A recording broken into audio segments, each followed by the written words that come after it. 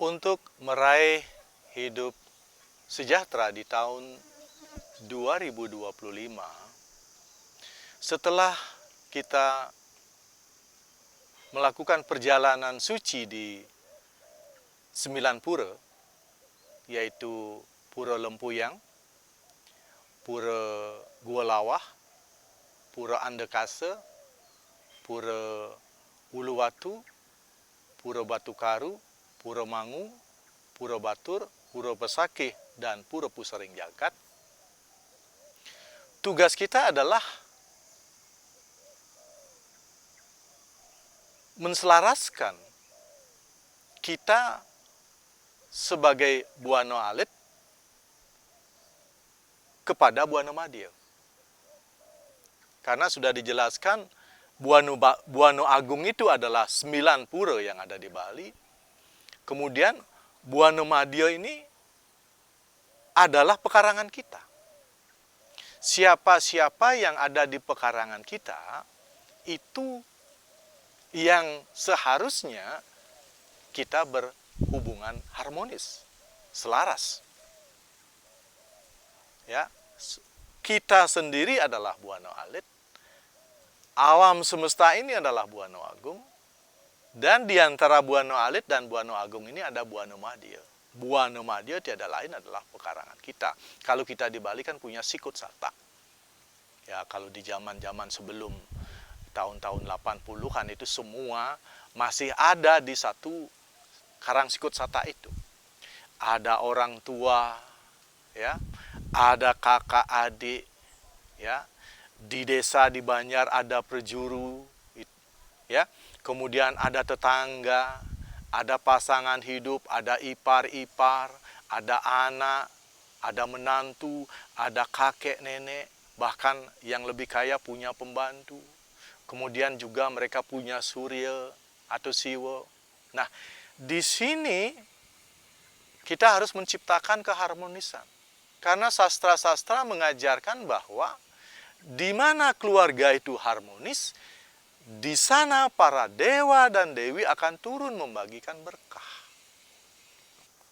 Nah, di tahun 2025, siapa saja yang ingin meraih hidup sejahtera, itu yang perlu dibenahi adalah hubungan kita dengan orang-orang yang ada di pekarangan kita. Hubungan kita dengan orang tua atau dengan mertua, hubungan kita dengan kakak adik, hubungan kita dengan para perjuru, baik di Banjar maupun di desa, hubungan kita dengan tetangga, dengan pasangan hidup, dengan ipar, dengan anak menantu, dengan kakek nenek dan leluhur. Ya, apalagi orang-orang yang kaya punya pembantu, mereka yang punya surya atau siwa atau guru spiritual. Ini yang perlu dibenahi. Ya, karena apa? Karena sesungguhnya orang tua dan mertua itu adalah perwujudan dari Dewa Iswara dan Dewi Uma yang ada di pekarangan kita. Kakak adik kita adalah perwujudan dari Maheswara Sri yang ada di pekarangan kita. Ini yang belum banyak diketahui. Kemudian perjuru kita, ada perjuru Banjar, perjuru desa, pemerintah, di desa, kecamatan, kabupaten, itu adalah perwujudan dari Brahma Saraswati. Tetangga-tetangga kita adalah perwujudan Rudra Santani. Pasangan hidup kita adalah perwujudan Mahadewa Sanci. Kemudian ipar-ipar kita adalah perwujudan dari Sangkara Rodri. Anak menantu kita adalah perwujudan dari Wisnu Laksmi. Kemudian kakek nenek leluhur adalah perwujudan dari Sambu Mahadewi. Dan ketahuilah, kita sendiri adalah perwujudan dari Siwa Durga. Kenapa? Karena ini ada Siwa Dwara. Di sini tempat keluar masuknya Siwa. Maka kita adalah bagian terkecil dari Siwa.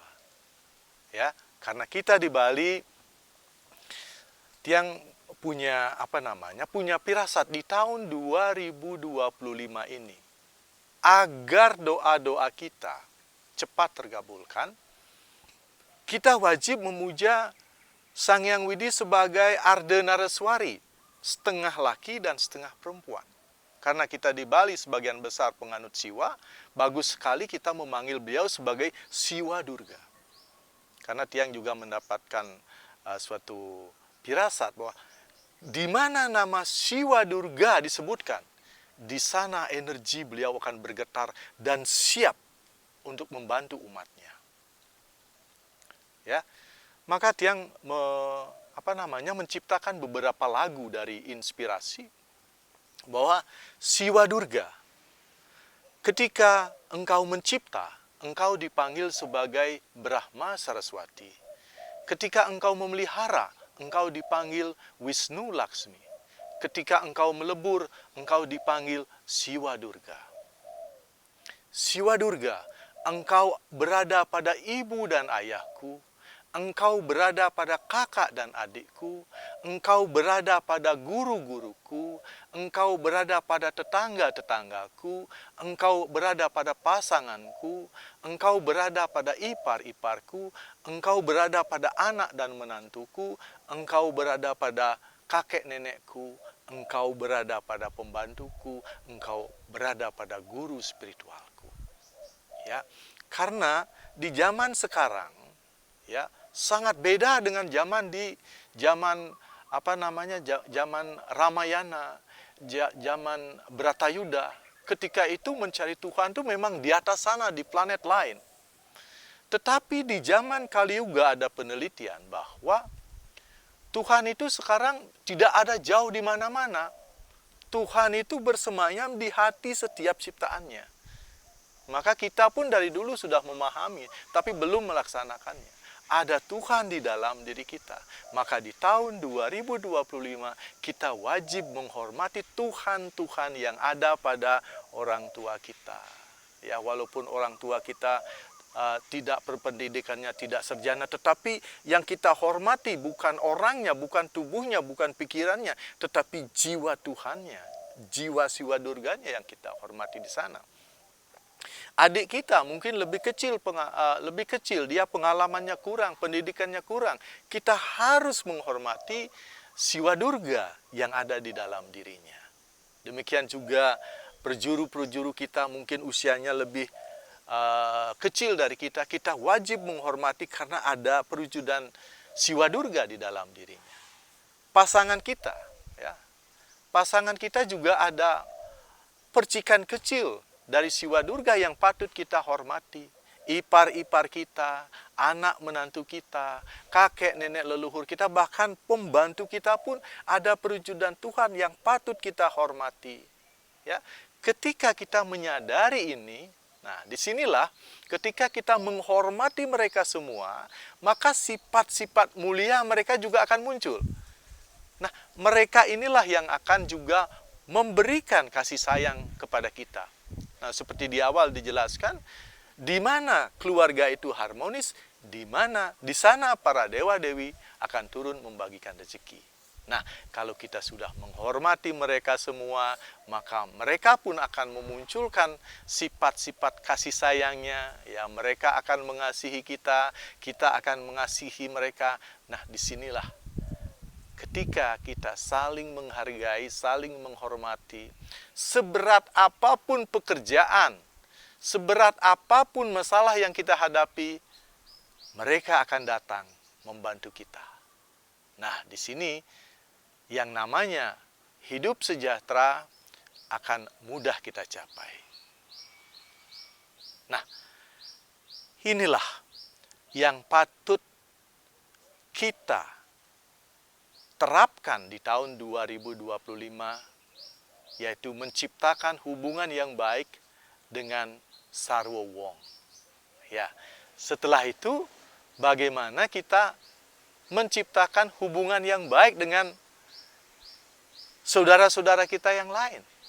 Binatang-binatang yang ada di rumah kita, binatang-binatang piaraan. Ya, sekarang kan banyak orang memelihara anjing, kucing, bahkan ayam. Itu semua kalau kita kasihi, sayangi, mereka pun akan menjalankan tugas mereka masing-masing.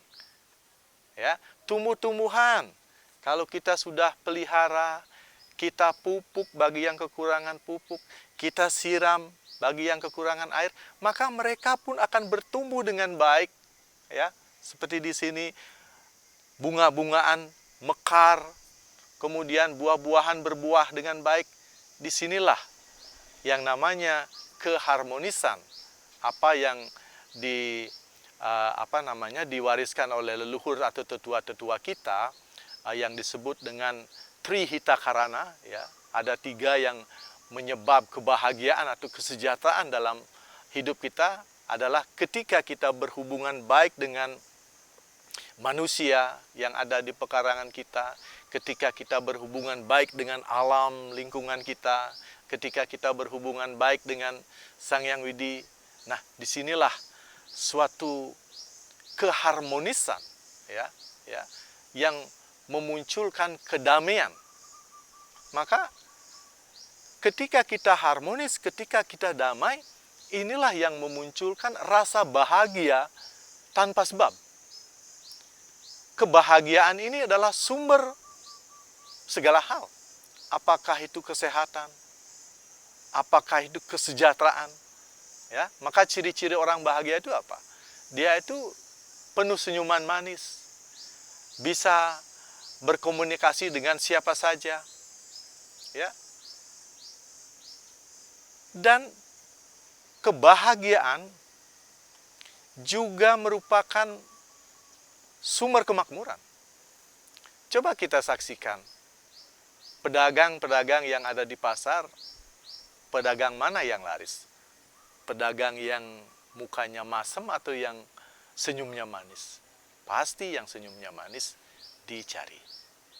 Nah, inilah yang harus menjadi modal dasar kita di tahun 2025 untuk mencapai hidup yang sejahtera, ya. Ingat, 2025 kalau dijumlahkan itu adalah angka 9. Ya. Pertama, angka 9 berarti pemimpin. Kita harus bisa memimpin diri. Hanya orang yang bisa memimpin diri, dia akan bisa memimpin keluarga. Dia yang sukses memimpin keluarga, pasti dia sukses memimpin organisasi, memimpin kelompok. Nah, ketika sukses memimpin diri, memimpin keluarga, memimpin organisasi, juga kita akan dikatakan sukses. Ya. Kemudian bagaimana kita memimpin pikiran, mengendalikan pikiran, ya, terutama mengendalikan keinginan dengan target-target yang kita tentukan di dalam 1 tahun 2025 ini. Kalau kita sudah fokus misalnya dengan 4 target dan kemudian kita berusaha secara skala dengan usaha-usaha kita lewat pikiran, lewat perkataan, lewat perilaku kita, apalagi kita sertakan dengan doa. Ya. Doa itu kalau lebih jelas diartikan adalah menyatukan antara pikiran, perkataan, dan perilaku. Siapa saja yang bisa menyatukan pikiran, perkataan, dan perilaku, maka segala kebutuhannya akan terpenuhi. Nah, kemudian bagaimana angka 9 juga diartikan spiritual. Ya. Spiritual ini berkaitan dengan Tuhan. Bagaimana kita berhubungan dengan Tuhan? Ya, kita di Bali itu berspiritual itu ada 2.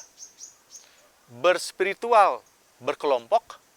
Ya, misalnya kita melaksanakan upacara-upacara di Merajan itu dengan kelompok keluarga, di Merajan Dadie, kelompok Dadie, ya, di Desa Pekraman, kemudian di Kayangan Jagat di Bali, ya, itu semua ada aturan-aturannya dan itu kita lakukan bersama. Kemudian berspiritual sendiri, ini bagaimana kita berhubungan dengan Tuhan. Karena yang menjadi target, yang menjadi tujuan hidup manusia kan menyatu dengan ciptaannya, menyatu dengan Sang Sangkan Paraning Dumadi. Nah, bagaimana bisa menyatu? Ini hanya bisa dilakukan dengan spiritual sendiri. Nah, spiritual itu mengajarkan sebuah penyadaran diri, ya, bahwa kita mengetahui siapa Tuhan, kita mengetahui siapa diri kita. Apa hubungan kita dengan Tuhan?